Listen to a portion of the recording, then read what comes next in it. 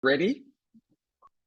Okay, so we have the recording. I'm going to send the video to my Facebook page, live on Facebook.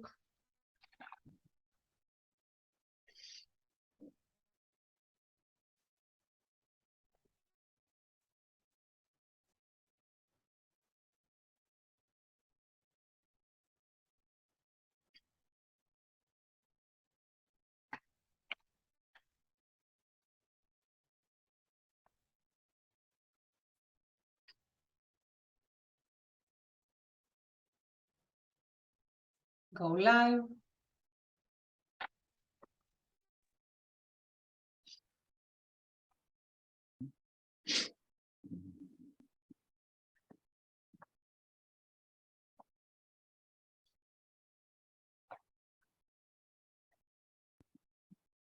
So,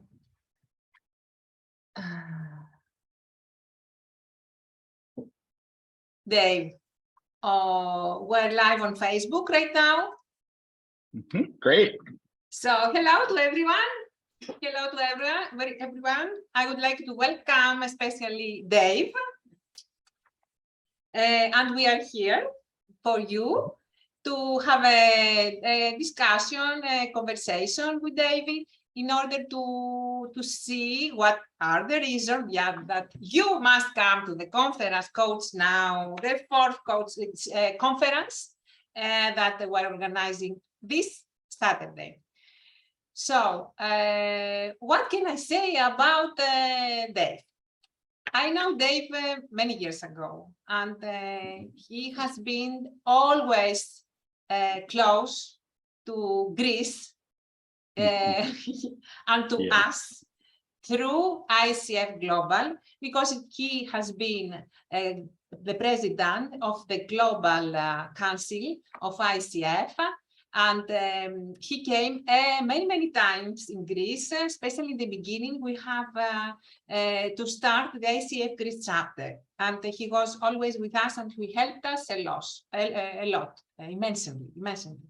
Up to then, we are close with David. We're doing together things, and that is very important for me and very flattering. And is that Dave is among the professionals, the distinguished professionals in our program that is certified from ICF Global, the professional coaching diploma. And we have started together this, and I'm very pleased and of course very honored that David is close to us. He supports us, and he's always with us in the Coach Now, but it's the first time that you speak live, Dave. Yes, it is. So tell us a little bit about how do you find our conference this time, business and coaching together for the corporate success and the satisfaction of employees? Well, it's a lot of what I've learned over the years. Because it was back in 1998 that I started my coaching learning. Went to a place called the Hudson Institute at the time. And while I did my training, I was working at a training company, a place that sold sales training and personality profiles, things like that. And I was looking around at how we ran that business, and I saw a place for coaching that would really help to ground the learning. Because to me, there's a very great difference between knowing what to do and the demonstrated ability to do it. I hear all the time, people will say things like, yeah, I know, I understand. However, when you say, then show me, that's where we sometimes are out of sorts. So coaching is a way to translate what we learn in our heads and translate into action either at our jobs or with people around us. It just depends on what we've been learning. Perfect. Allow me to ask you another question. Yes, yes. As you are a global professional, you are an award-winning global professional in the coaching business, and you have a lot of experience. Tell me, what inspires you to being in the coaching business right now?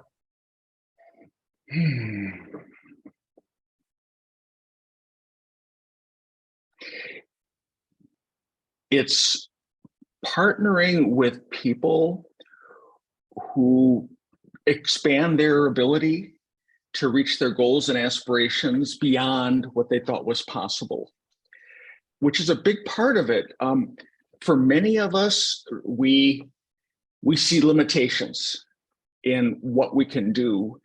Often the limitations they're our own creation. We create them in our self-talk. And being able to witness people breaking through that and finding that there is so much more that they're able to do, I get a lot of joy and satisfaction out of witnessing that happening. Amazing. So you said to us that our limitation maybe are our creation for something new, something that inspires us as well to overcome those obstacles that we are posing in ourselves or we think that are posed from others. Mm-hmm. And you have something special when you are teaching and you are supporting people. You are saying that you initiate the one thing methodology. Please, can you tell us more about the one thing methodology? Yes, yes. So the people that I work with are very busy already. And when I started my business, I found they had a dilemma where on the one hand, they knew that the way that they would stay relevant and keep growing is through learning. So they knew that that was key. And on the other hand, they didn't have much time. So so their struggle was, how do I learn and have it fit with my crazy schedule, with everything I'm doing? So what I started doing a long time ago was this. It was really to say, let's explore and let's find the one thing that if you did 100% job on that, you're going to get the most leverage. You're going to get the most value out of that. So I find that that's more effective than saying, okay, we have a list of 13 things and we're going to try to move all of them a couple percent. So really the one thing is about focus. And I want my clients to be able to put their focus and their attention on that one thing that they believe will have the greatest impact for them. Dave, can you give us an example from a client of yours that he followed your program and he earned at the end the one thing for him? Sure. So I was working with an executive a few years back who was frustrated because she wasn't able to get promoted to a vice president job. And the feedback that she would get was that she's not strategic. And she said, well, I'm very strategic and they don't understand. Well, as I helped her explore her thinking on this, what we learned was whenever she's in front of the senior decision makers, she's talking about tactics, about tactical things. So here's the one thing that we focused on. was that anytime she'd be talking with her team, talking among her peers, talking with senior people to ensure that she's bringing strategy into the conversation. As it ended up, for her, it wasn't a strategy problem, it was a communication problem where It happens all the time. That's right. So she wasn't talking about it and actually practicing having those kinds of conversations. And then I think it was about 7-8 months later, she got that promotion and it worked out for her. And of course, with you as a coach. Well, she's the one that has to do the work, not me. So she did the work. Yes. Say it again. Say it again. The coach is doing the business, not the coach. This is the difference. That's right. It's a big difference because self-generated insights are far more powerful than advice. Because we could be talking, and Barbara, you could say, well, Dave, here are the 2 things you should do. And I'd say, oh, okay, that's interesting. However, if through our conversation, I come up with that myself, it's far more powerful and it has more sticking power to stay. So that I find that makes a big difference. And here exactly is the magic of coaching, because through coaching, we can really relieve this insight, this authentic insight, and make the other person to understand what he or she can do about it.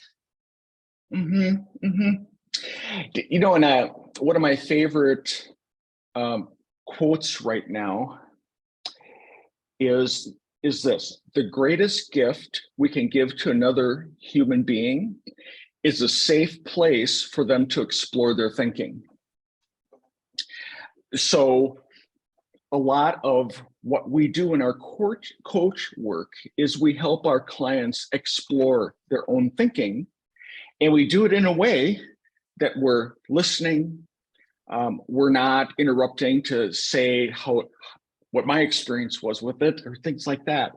So it's a very different experience for most people because we're not used to that, having a place that we can just spend the time to really understand ourselves. That's true. That's true. And it's very important to understand how crucial it is to take the accountability after the insight you have, to go on practicing that. Because that you said to us that at the end, that really counts is the practice that you have already discovered for yourself. We offer the safe environment, the safe paradise, the safe heaven, the safe place that you have said, but you have discovered that you really want, and the way you have to achieve it, but you have to be accountable to do the job after that. But we are always there by their side to help them overcome the obstacles, either from inside, either from outside. So, Dave, yesterday with Hannah, we talked a lot about the partnering between corporation and employees in order to achieve the success for the company, but the satisfaction and the happiness for the employee as well. And I liked this word, the partnering. This is a partnership. That means that we are together for the good and for the bad as well. And we are together to change, to accept any circumstances, to accept and continue either the good, either the bad, to be accountable together. So with you today, because you are in the corporate environment, and your speech as well is about corporation and effectiveness, the learning as well, to add and to go to dive more deeper in this partnership. What is your idea? What is your opinion about it? Partnership really exists on different levels. Here's a very important one. In my case, most of my work is with C-suite clients. So C-suite, it'll often be people who are moving to those kinds of roles. That's where I work. So one level of partnership is when I'm working with the client, it's not, oh, that person's a CEO and, I'm a coach over here. That's not how it is. It's we're partners together, and we need to work with each other on an equal basis. Mm-hmm. So I'm not your employee, and I'm also not some expert that I'm going to come and tell you all these things that you need to do. So it's very much a relationship that is partnering in that manner.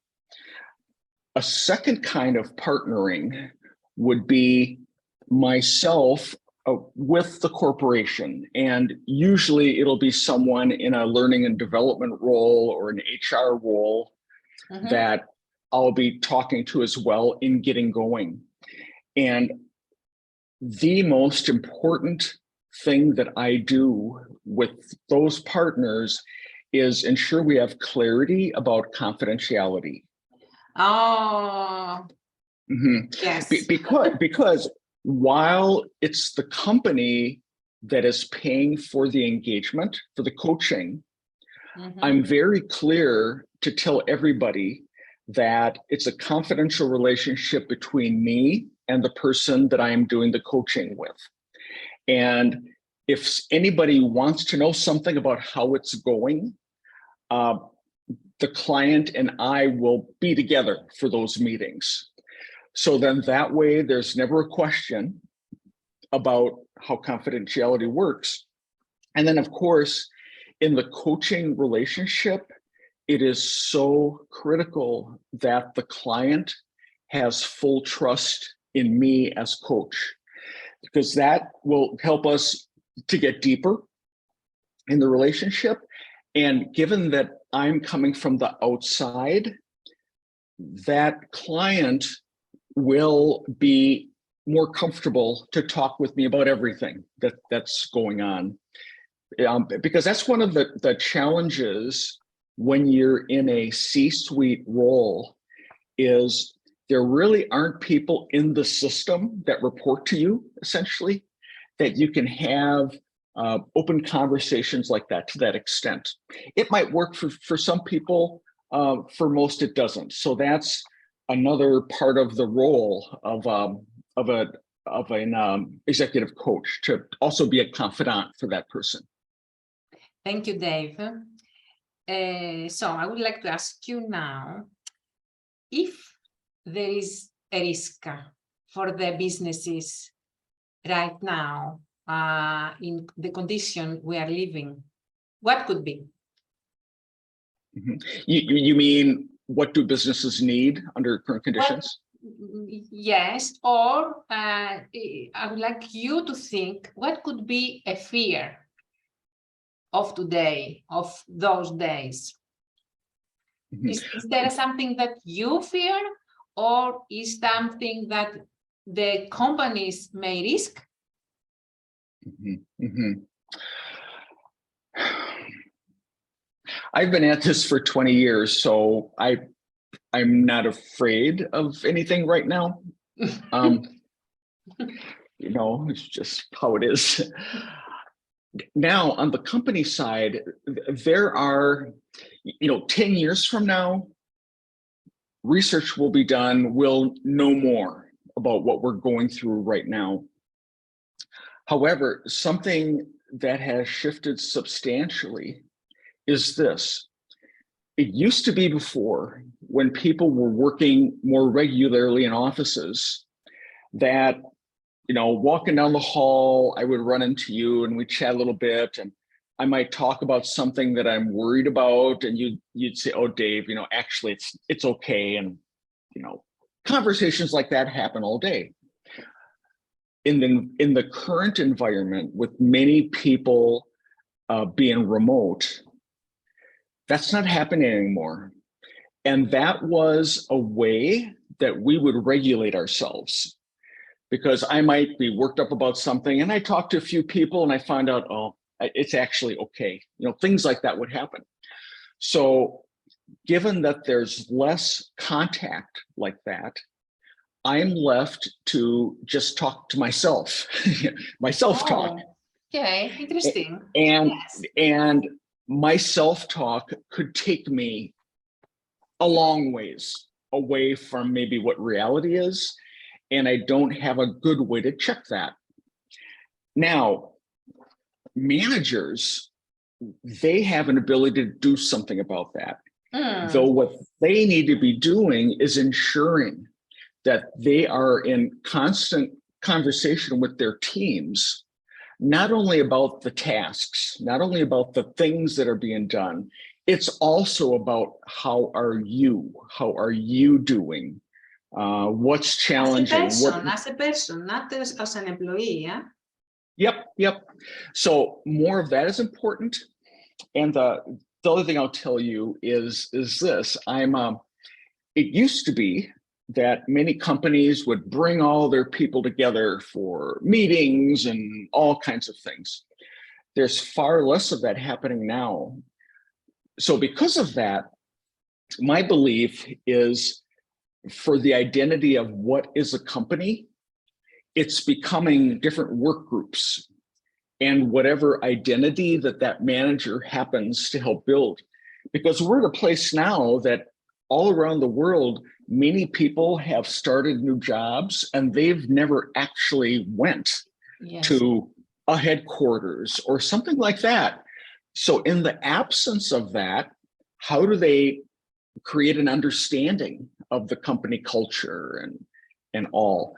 So that as well is something that managers now have a role in a very different way than it used to be in the past. Perfect. The same I'm wondering as well, and this is the risk, and you said it beautifully.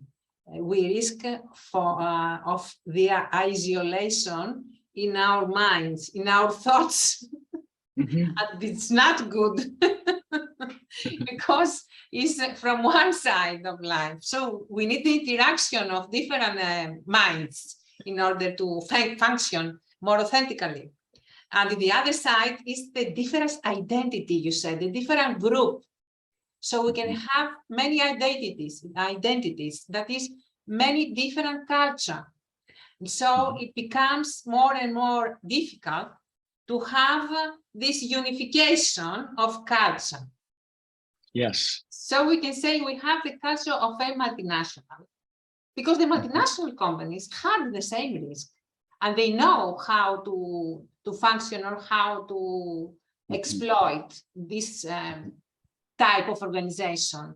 So any company has to think like that, how he can manage the different identities, the different groups, and to build the one culture. Doesn't see that the one culture that may incorporate, may integrate, and we said it with Anna yesterday, guys, is the time of integration, of balance of integration. You like this? Of differences in one, without losing our humanity. That means our weaknesses, our faults, our bad thing, bad mood, the good mood, anything that makes us human. And we are human, even we are in front of a camera.